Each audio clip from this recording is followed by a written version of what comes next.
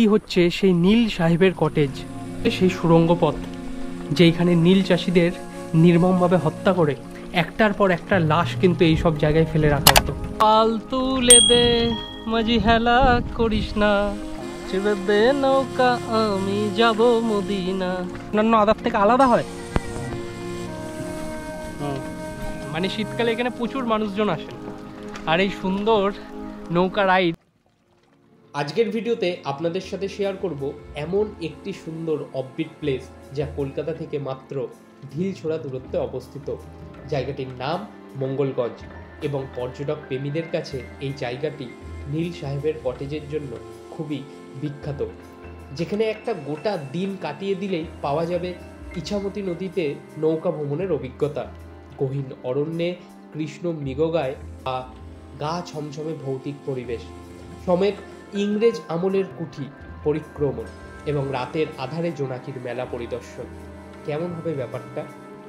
তাহলে চলুন ঘুরে আসি এই ছোট্ট অফবিট টুরিস্ট স্পট থেকে, যেখানে গেলে আপনি এক কথায় বলবেন প্রকৃতি সত্যি অনেক সুন্দর। হ্যালো বন্ধুরা, welcome back to my channel. স্বাগত জানাচ্ছি তোমাদের আরও একটা নতুন ভিডিওতে। আজকের ভিডিওতে আমি তোমাদের দেখাবো ইতিহাসের বুকে জায়গা করে থাকা সেই মর্মান্তিক নীল সাহেবের কটেজের বাংলো, যেটি মঙ্গলগঞ্জে অবস্থিত। নীল সাহেবের কটেজ যেতে গেলে এই গ্রামের মধ্যে থেকে এই সুন্দর রাস্তা ধরেই কিন্তু সামনের দিকে এগিয়ে যেতে হবে। আর জায়গাটা বিভিন্ন ধরনের গাছ দিয়ে কিন্তু আবদ্ধ। ওই পাশে হচ্ছে ইছামতি নদী এবং তারপরেই হচ্ছে পদ্মাদান ফরেস্ট, মানে যেটা ওই বিভূতিভূষণ অভয়ারণ্য। এইবারে আমি তোমাদের বলি এইখানে আমি কিভাবে পৌঁছালাম। আমি কিন্তু খুব সহজভাবে এইখানে পৌঁছে গেছি। আমি প্রথমে এসেছি চাকদা স্টেশন, তারপর ওইখান থেকে বাস ধরেছি, মানে চাকদা বাস স্ট্যান্ড থেকে বলেছি নাটাবেড়িয়া যাব। নাটাবেড়িয়া পর্যন্ত আসতে আমার বাস ভাড়া পড়েছে মাত্র 38 টাকা।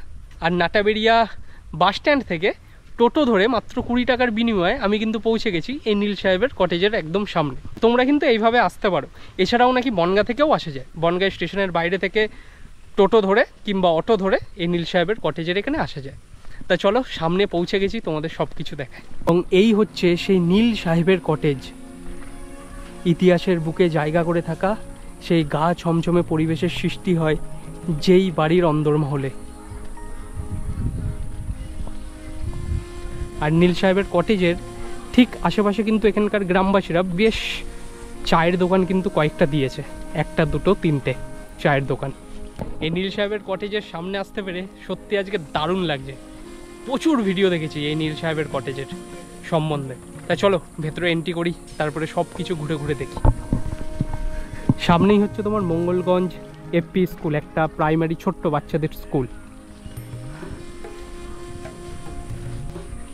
দেখো ইংরেজদের আমলের তৈরি এই কটেজ। ওখানে মনে হয় কিছু অফিসিয়াল কাজকর্ম হচ্ছে।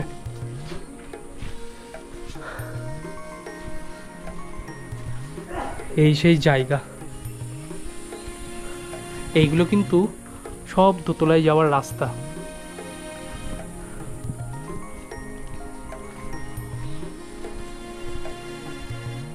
এই সেই নীল সাহেবের কটেজ।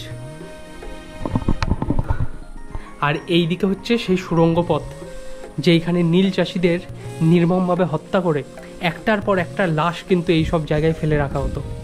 এই দিক থেকেও উপরে যাওয়ার রাস্তা। একবার ভাবো সেই সব দিনে ইংরেজ সরকার আমাদের ভারতীয়দের ওপর কেমন অত্যাচার করত। অবশ্য বলতে গেলে সেই সময় ভারতীয়, পাকিস্তান কিংবা বাংলাদেশি বলে কোনো কিছুই ছিল না। তখন তো আমরা সব এক ছিলাম, স্বাধীন একটা দেশ, বঙ্গরাজ্য।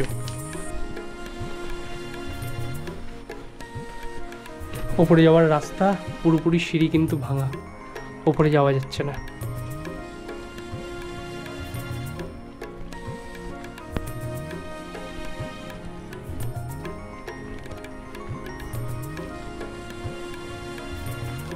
ওপরে কিন্তু কতগুলো ঘর আছে, কিন্তু ওপরে যাওয়ার একটা কিন্তু এখন বর্তমানে সিঁড়ি নেই।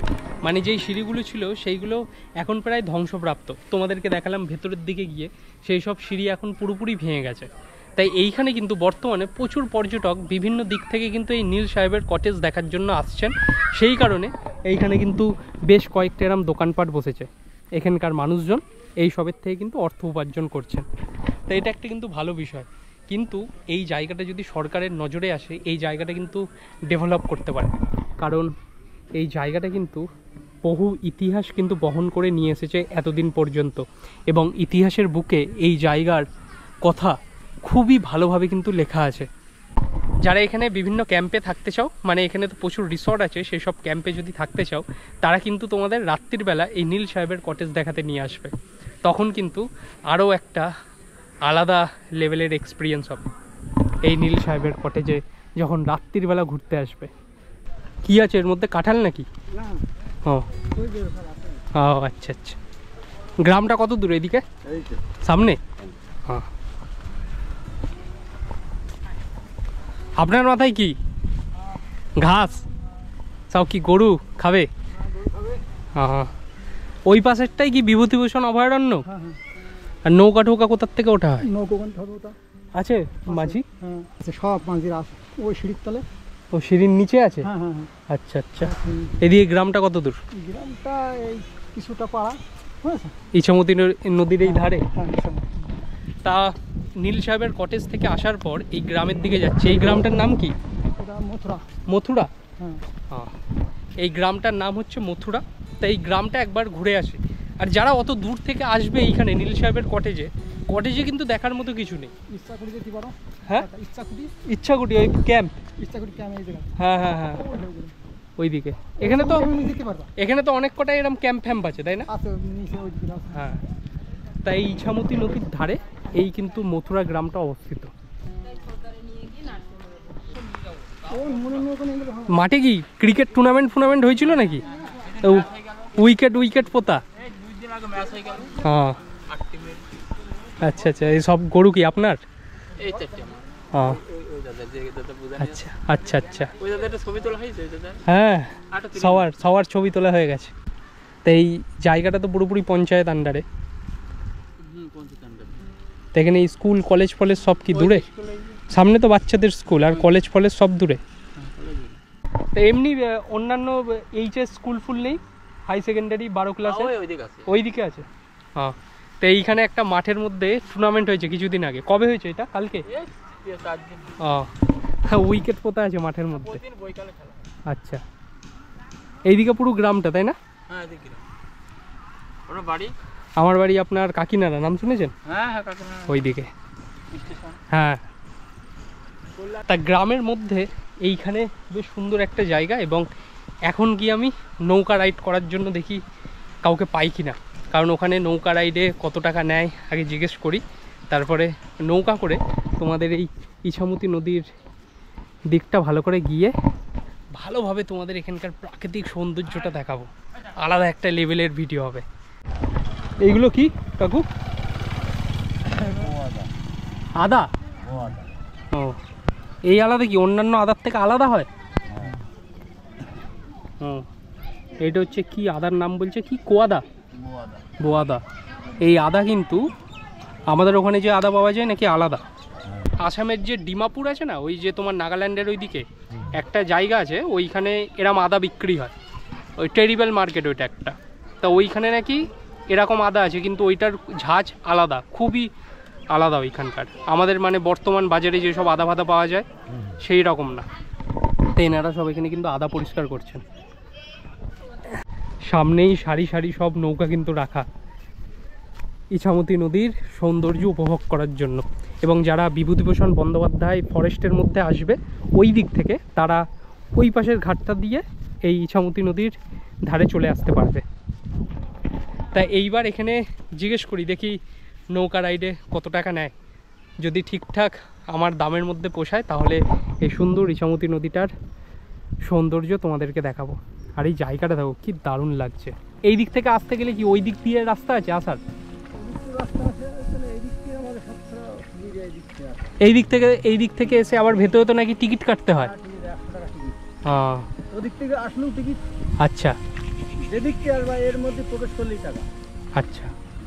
তা সারাদিনে প্যাসেঞ্জার হয় এই নৌকা রাইডে? এখন আর হয় না, তাই না? হ্যাঁ। আচ্ছা, মানে শীতকালে এইখানকার হচ্ছে পিক টাইম, মানে শীতকালে এখানে প্রচুর মানুষজন আসেন। আর এই সুন্দর নৌকা রাইড এইটা হচ্ছে এই বিভূতিভূষণ বন্দ্যোপাধ্যায় ফরেস্ট কিংবা তোমার এই নীল সাহেবের কটেজ, এইখানে এলে কিন্তু এই নৌকা রাইডটা তোমরা অবশ্যই করবে, বেশ কিন্তু সুন্দর। মাছ টাছ আছে এই ইছামতি নদীতে। আর এইদিকে এলে বিভিন্ন ধরনের কিন্তু পাখি দেখা যায়। এটা কি শীতকালের টাইমে দেখা যায় না এমনি টাইমেও দেখা যায়? আচ্ছা, হ্যাঁ হ্যাঁ, এই পানকৌড়ি তো আছে। মাঝি পাল তুলে দে, মাঝি হেলা করিস না, তারপরে কি জানো, ছেড়ে দে নৌকা আমি যাব মদিনা।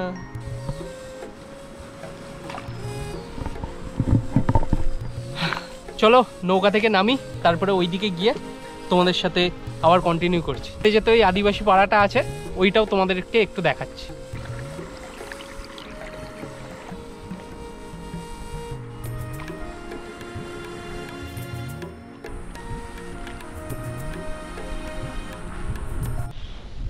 সব এইদিকে কিন্তু বাড়ি ঘরগুলো সব এইখানে কিন্তু আদিবাসীরা থাকেন।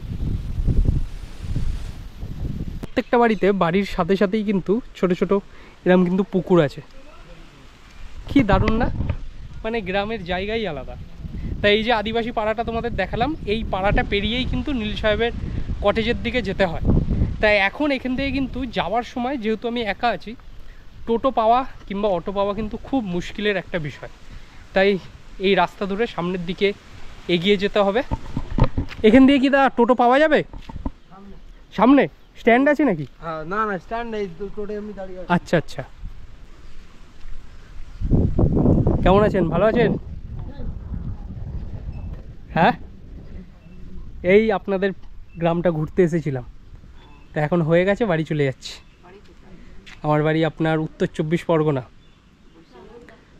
না এখন বসবো না, অনেক দেরি হয়ে গেছে। অন্য সময় আপনাদের গ্রামে এলে তখন এইসব সব জায়গায় বসে বসে ঘুরতে ঘুরতে যাব। ঠিক আছে, রেস্ট করুন, আসলাম। এই হচ্ছে গ্রামের মানুষের আন্তরিকতা, চেনা নেই জানা নেই কিন্তু এসে বসো ঘরে, এই হচ্ছে সুন্দর আতিথেয়তা। আর দেখো কি সুন্দর, এখান দিয়ে সামনে খোলা মেলা একদম সম্পূর্ণ সবুজে ঘেরা মাঠ, যা এইসব দিকে এলে চোখ জুড়িয়ে যাবে যদি প্রাকৃতিক সৌন্দর্য উপভোগ করতে চাও। তা আজকের ভিডিওটা এখানে শেষ করছি, দেখা হচ্ছে পরের কোনো ভিডিওতে। নীল সাহেবের কটেজ সম্বন্ধে যা যা জানতাম তোমাদের সাথে শেয়ার করলাম, আর স্পেশাল যে আমার নৌকা রাইড, যেটা আজকের ভিডিওটা এখানে শেষ করছি। যদি ভিডিওটা ভালো লেগে থাকে অবশ্যই তোমাদের ভালোবাসা দেখিও লাইক, শেয়ার অ্যান্ড সাবস্ক্রাইবের মাধ্যমে। দেখা হচ্ছে খুব তাড়াতাড়ি নতুন কোনো জায়গা এবং নতুন কোনো ভিডিওর সাথে। টেক কেয়ার অ্যান্ড আজকের জন্য টাটা ফ্রম মঙ্গলগঞ্জ।